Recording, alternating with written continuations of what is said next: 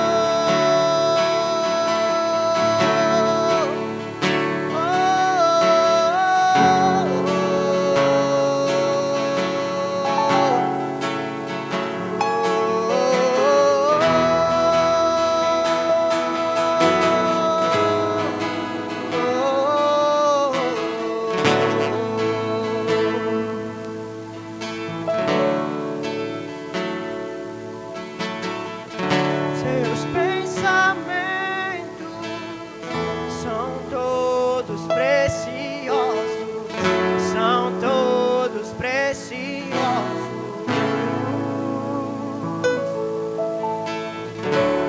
Sua canção, pô, é alegria e amor, alegria e amor, liberdade. Seus pensamentos são todos preciosos, são todos preciosos.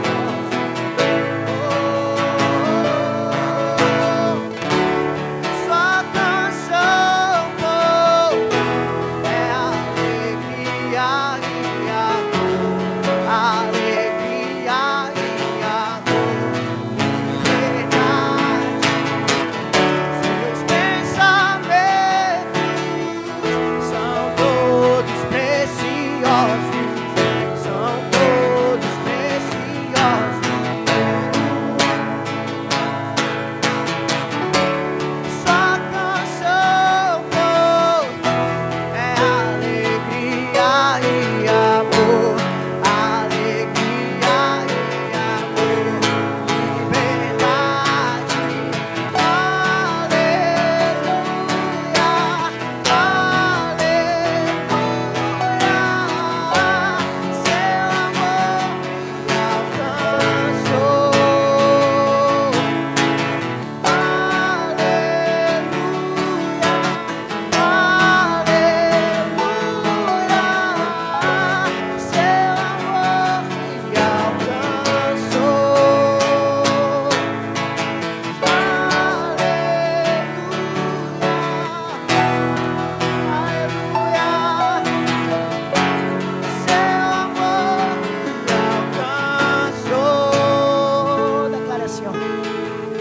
Seus pensamentos são todos preciosos, são todos preciosos. Sua canção por mim. Sua canção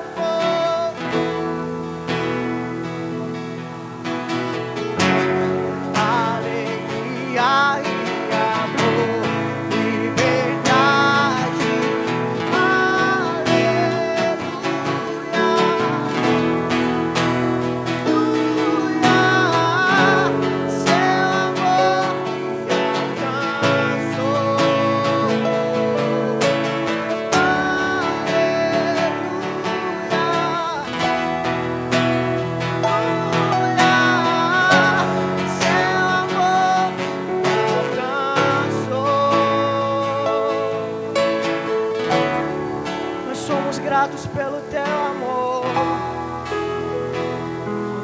alcançou,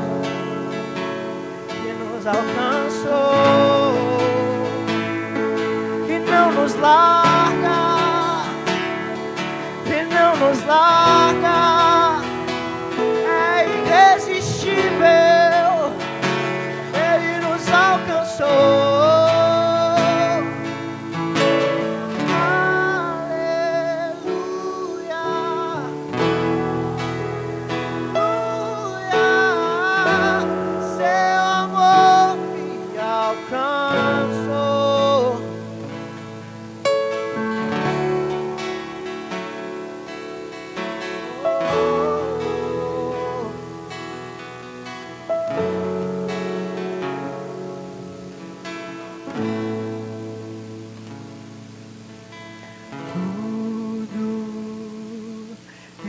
Está preparado aqui, placa e o meu coração também.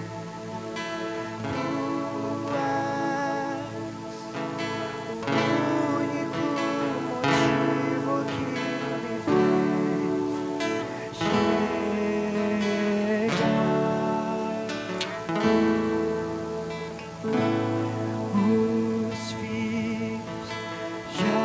estão chegando aí. Agora somos 2 ou 3 ou mais.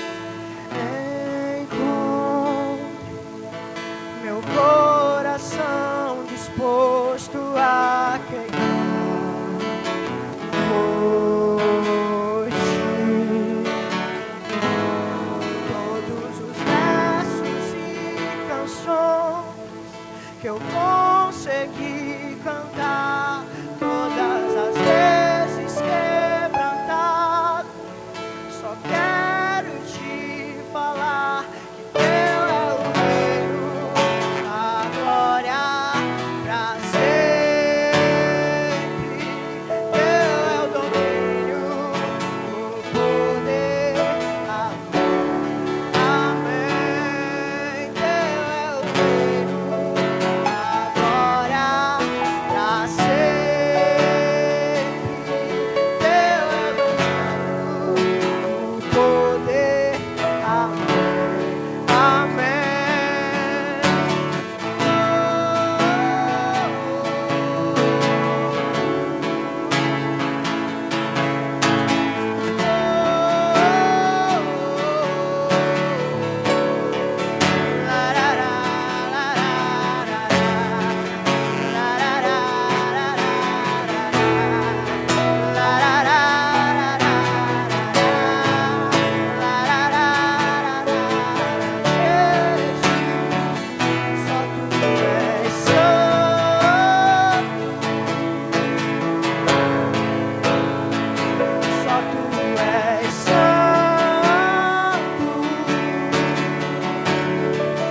Não há outro como tu, não há outro como tu, não há outro como tu, não há outro como Jesus. Uma coisa pedir, deixa eu ficar neste lugar todos os dias.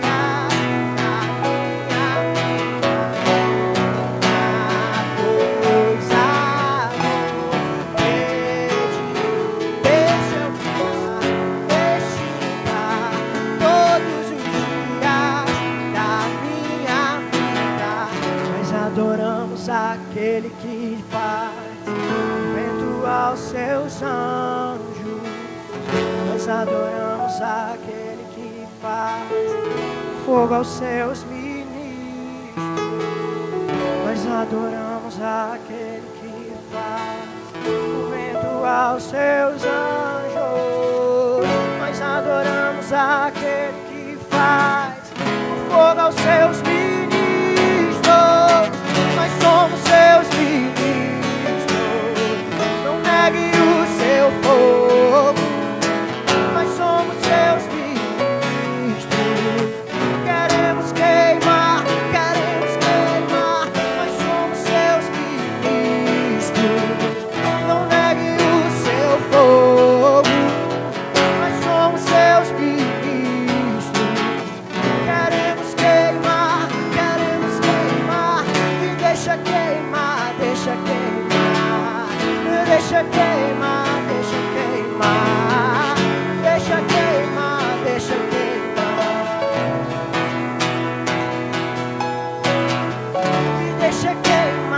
deixa queimar, deixa queimar, deixa queimar, deixa queimar.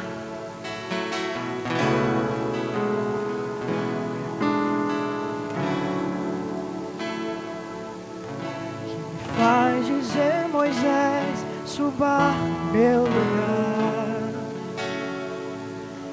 me faz entender que a tempestade é você, chuva forte é você, vento forte é você, e o que me faz tremer as pernas, a porta aberta é você, mas a fechada é você, é tudo sobre você, me tira o medo,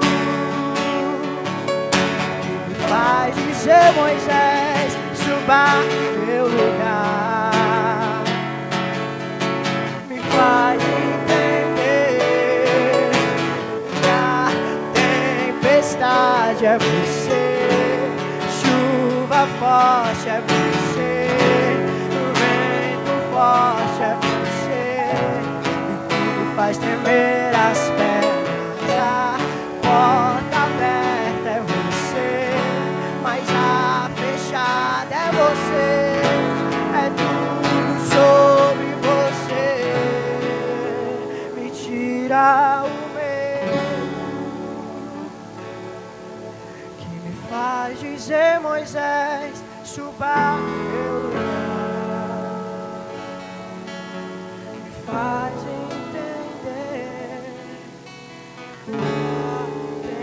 tempestade é você, chuva forte é você, vento forte é você, o que me faz tremer as pernas, a porta aberta é você, mas a fechada é você, é tudo sobre você. Vou subir o monte que muitos desistiram e vou ficar lá até te encontrar. Eu vou entrar na casa e vou fazer morada e vou ficar lá até te encontrar. Declare pra gente encerrar aqui. Vou subir o monte que muitos desistiram e vou ficar lá até te encontrar. Eu vou entrar na casa e vou fazer morada e vou ficar lá até te encontrar. Pastor Rodrigo.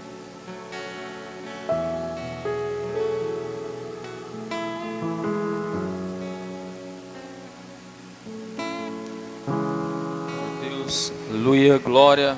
Glória a Deus.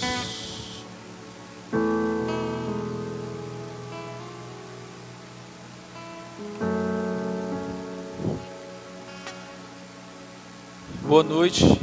A graça e a paz do nosso Senhor e Salvador Jesus Cristo, amém. Queridos, nós vamos deixar o nosso momento de oferta para o final do culto, amém. E vamos meditar um pouco na palavra de Deus, aquilo que Deus colocou no meu coração para que nós venhamos essa noite compartilhar, amém. Você está me ouvindo bem aí?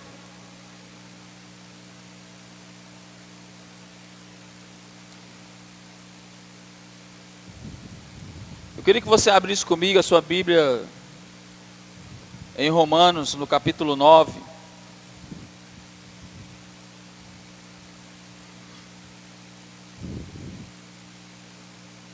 Romanos capítulo 9, do verso 19 ao 26. Romanos 9, do verso 19 ao 26.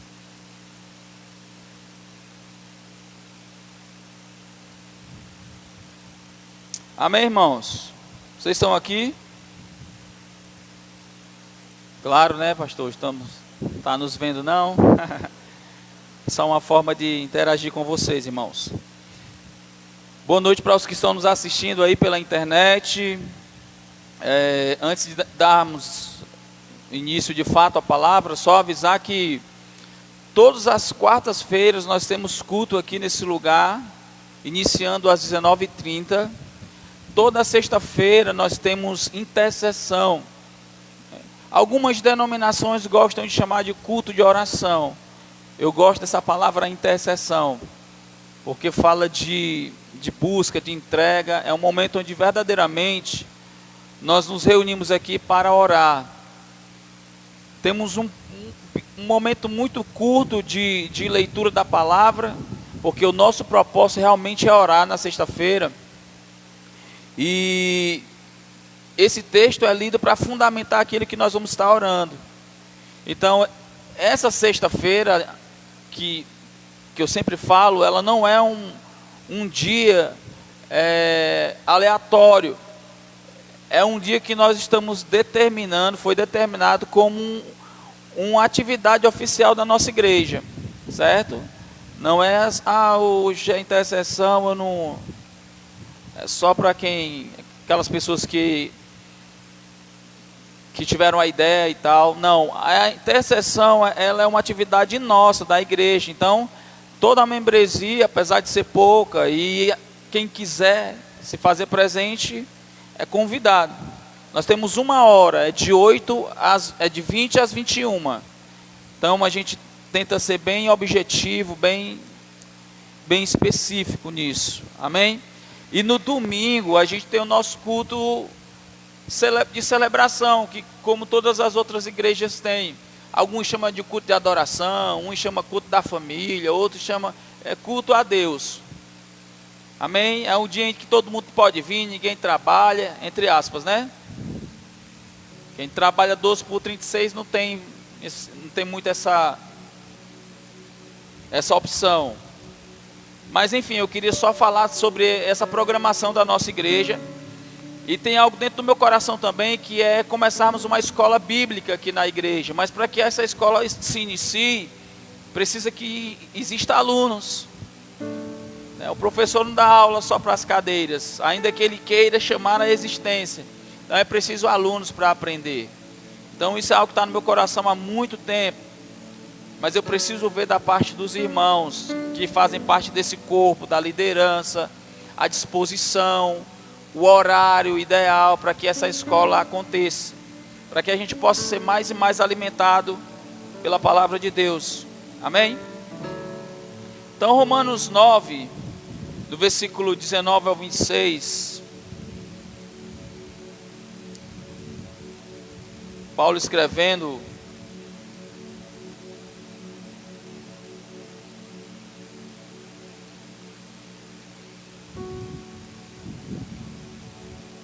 é um texto conhecido e para algumas pessoas um pouco polêmico,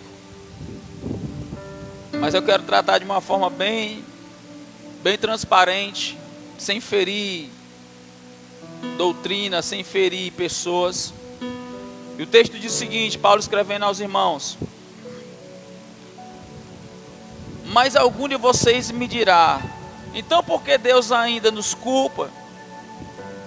Pois quem resiste à sua vontade? Mas quem é você, homem, para questionar a Deus?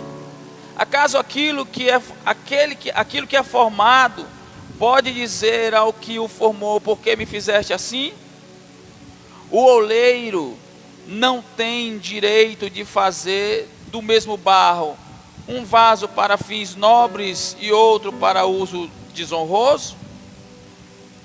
E se Deus, querendo mostrar a sua ira e se tornar conhecido o seu poder, suportou com grande paciência os vasos de sua ira, preparados para a destruição?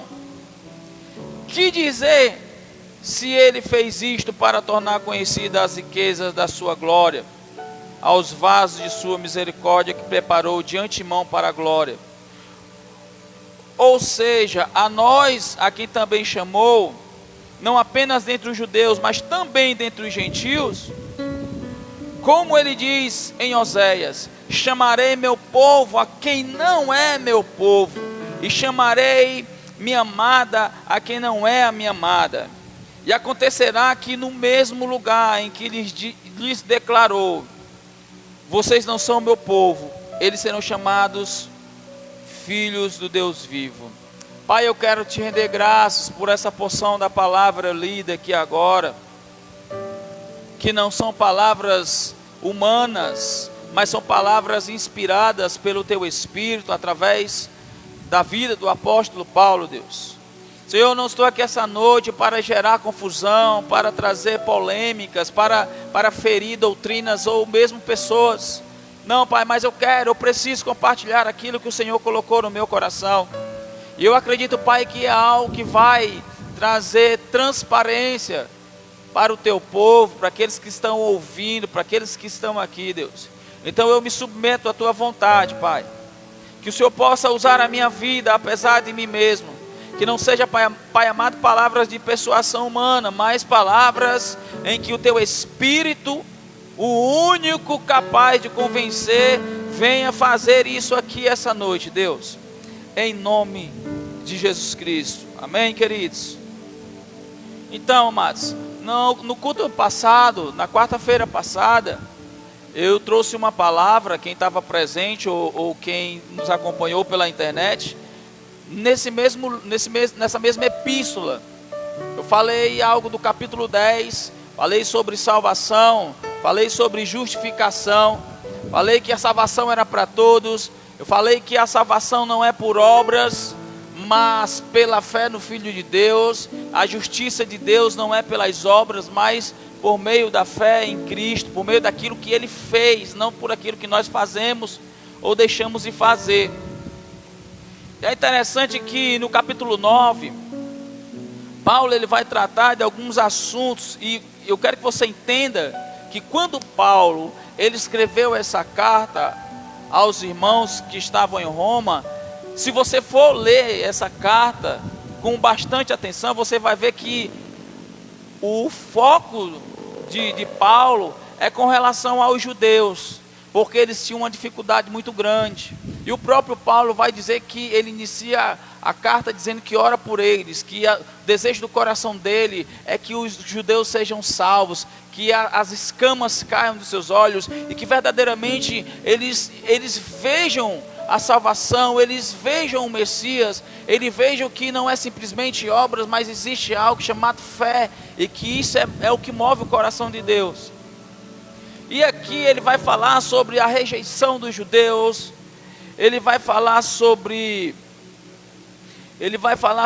a soberania de Deus, aí ele vai falar sobre a incredulidade dos judeus. E nesse texto que eu li, essa porção, esses versículos, Paulo está falando exatamente sobre isso, sobre a soberania de Deus. E há muitos questionamentos, irmãos, no tocante a esse assunto, no tocante à soberania de Deus. Há muita confusão, há muita pessoa que realmente entende o que é a soberania de Deus, mas há muitas pessoas que causam confusão, porque as pessoas acham que porque Deus é Deus, Ele lhe obriga, você não tem, digamos assim, você não pode decidir nada, porque Deus já determinou tudo, Deus já está tudo escrito na lista de Deus, o que é para acontecer e o que não é para acontecer. E eu sempre digo, eu tenho muita dificuldade mesmo, de olhar para o meu pai como um ditador, de olhar para o meu pai como alguém que me obriga. Seja sincero comigo, você que está aqui, você que está me assistindo. Quantos de nós que estamos aqui fomos obrigados, Deus chegou e disse: ou você me aceita, ou você aceita o meu filho, ou eu te lanço agora no inferno. Quem foi tratado dessa forma por Deus? Seja sincero. Eu acredito que ninguém. Mas há alguns que declaram isso, que Deus já escolheu pessoas, que Deus já tem a quantidade certa de pessoas que vão ser salvas. E eu até falei que a soberania de Deus é algo que nós não podemos estar questionando, é inquestionável. Mas se nós não fizermos uma exegese correta do texto, nós vamos ser como os demais. Vamos estar atribuindo tudo a Deus, seja bom ou ruim, Deus é o culpado. Seja o assaltante que está lá fora, que vai assaltar alguém, e alguém reage ao assalto, e o assaltante dá um tiro, mata a pessoa, está tudo no plano de Deus. Deus está no controle de todas as coisas. Deus está no controle de tudo aquilo que se submete à sua palavra. Deus está no controle de todos aqueles que se submetem a Ele, que se submetem à sua palavra. Eu fiz algumas anotações, como é de costume. Nós vamos voltar para o texto, mas eu fiz algumas anotações e eu queria compartilhar com vocês. E que a gente não esqueça que esse é uma reunião, é um culto de ensino, de doutrina. E em um culto de ensino a gente vem para aprender, por mais que seja não seja muito atrativo. Tem pessoas que não gostam de um culto de ensino porque não tem muita atração, não tem muito mover, não tem muito a manifestação do Espírito. Mas esquecem que o ensino ele é importante para o corpo de Cristo. O profeta Oséias, ele vai dizer, inclusive eu usei até esse texto hoje para divulgar o culto da nossa igreja, que fala que o povo de Deus, ele perece. Em uma outra versão vai dizer que o povo de Deus está sendo destruído, ou foi destruído, porque lhe falta conhecimento. E a minha pergunta é: conhecimento de quem? Conhecimento de quê? E eu digo para você: conhecimento do Deus que serve. Então deixa eu ler um pouco do meu esboço, que diz assim, ó: a soberania de Deus é seu poder e domínio sobre toda a criação. Tudo que existe debaixo do poder de Deus. Nada acontece sem a permissão de Deus. E nada pode impedir Deus de cumprir seus planos. Existe uma confusão muito grande sobre a vontade de Deus, e isso envolve a soberania de Deus. Tem pessoas que não acreditam que existe a vontade permissiva de Deus, e existe a vontade soberana de Deus. A vontade soberana de Deus é algo inquestionável. Por mais que eu não creia, por mais que eu não queira aceitar, a soberania de Deus é inquestionável. Mas de contrapartida existe a vontade de Deus permissiva. E aí a confusão qual é? As pessoas confundem aquilo que Deus permite como se fosse Deus querendo. Você está entendendo? Deus permitir algo, que aconteça algo, irmãos, não quer dizer que essa é a vontade de Deus. Ou seja, não quer dizer que Deus está querendo que isso aconteça. Ele apenas está permitindo. E um dos exemplos que nós podemos ter sobre isso é no livro de Jó. A Bíblia diz que Jó era um homem reto, íntegro, temente a Deus e que se desviava do mal. E aí, no mesmo livro, a Bíblia vai dizer que um dia Deus decidiu fazer uma reunião com os seus anjos, e Satanás antes de ser Satanás, ele era um anjo de luz. Ele tinha essa familiaridade com Deus, com o céu. E a Bíblia diz que quando Deus reuniu seus anjos, naquela reunião chegou Satanás. Satanás foi participar daquela reunião, sem convite, mas foi. E pode saltar tantas coisas na nossa mente. Como é que pode Deus permitir que Satanás viesse naquela reunião? Cadê o poder de Deus? Se Deus é Deus, por que Ele permitiu isso? Será que Deus não viu quando Satanás vinha para aquela reunião? E começa a surgir na mente das pessoas várias suposições, indagações. E eu, sinceramente, às vezes eu acho que são suposições sem nenhum tipo de relevância. E quando ele estava nessa reunião, Deus fez aquela reunião, e Deus faz uma pergunta para Satanás, pergunta para ele: onde é que você estava? A resposta dele é: eu estava rodeando a terra. É interessante que não é Satanás que chega para Deus para falar de Jó. É Deus que fala: tem visto o meu servo Jó? E aí começa aquela conversa de Deus com Satanás. E Satanás começa a querer induzir Deus a algo, que isso é o papel dele. Ele diz: olha, sabe por que Jó é assim? O Jó só é assim, esse homem reto, íntegro, temente a Deus e que se desvia do mal, porque ele tem tudo. Ele tem família grande, ele tem muitos bens, ele tem tudo. Eu quero ver ele sem nada de ser, que eu quero ver se ele vai te reconhecer como Deus. Estou falando de uma forma para que a gente compreenda. E Deus, Ele dá permissão a Satanás, para Satanás tocar nos bens de Jó, tocar nos filhos de Jó, tocar em tudo que Jó tinha. Mas Deus disse: olha, um único ponto que você não vai tocar é nele. Só que Deus não estava falando não tocar nele, no físico dele.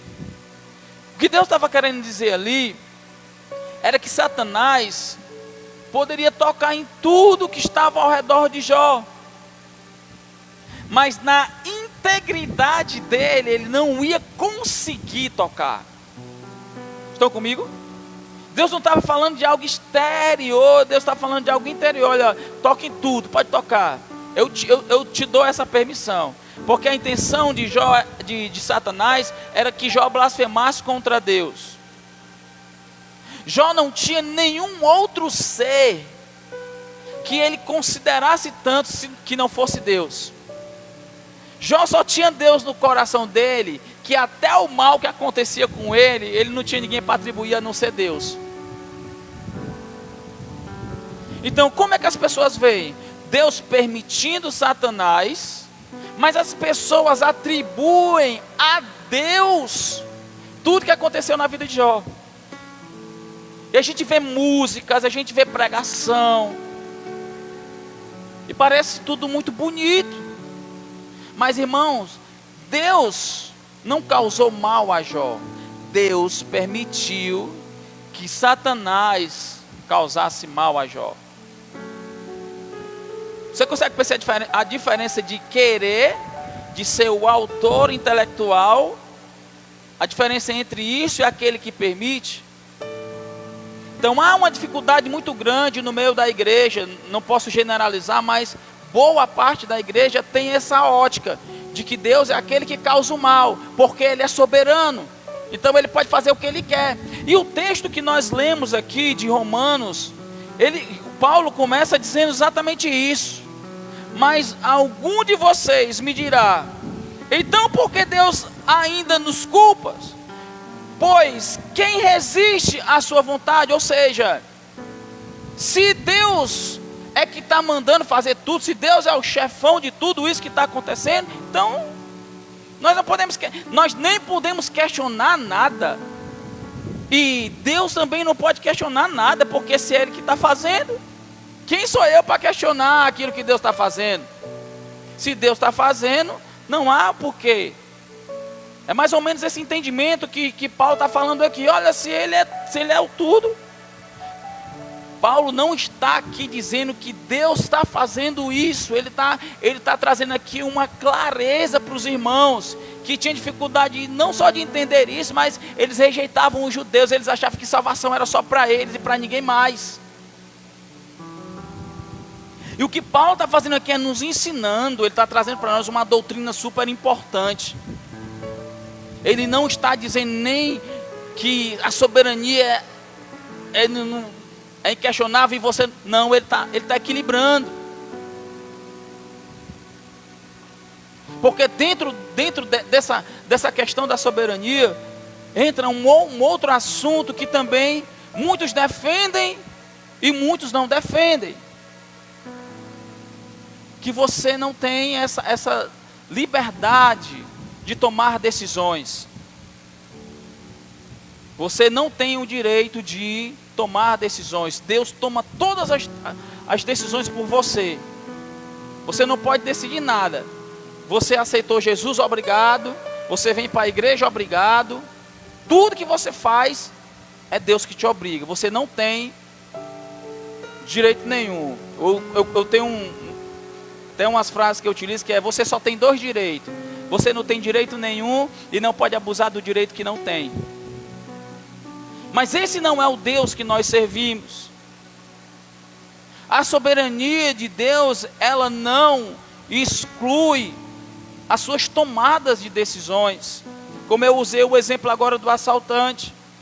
O assaltante está lá o irmão da igreja, parada do ônibus. Aí o assaltante chega, isso é um assalto, a pessoa reage ou não reage